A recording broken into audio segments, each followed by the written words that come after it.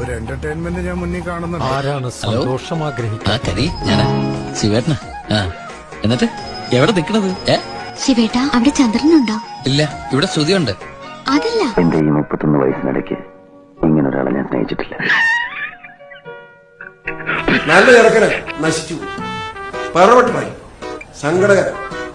അവനെ കയറോട് വിടാൻ പാടില്ല. സെക്ഷുവൽ പെർവെർട്ടഡ് ആണ് അവനെ ചെയ്യുന്നത്. ചെവുക്കുറ്റിക്ക് 2 അടിയും കൊടുത്തിട്ട് മാനസിക ആശുപത്രി കൊണ്ട് അവനെ ആക്കണം.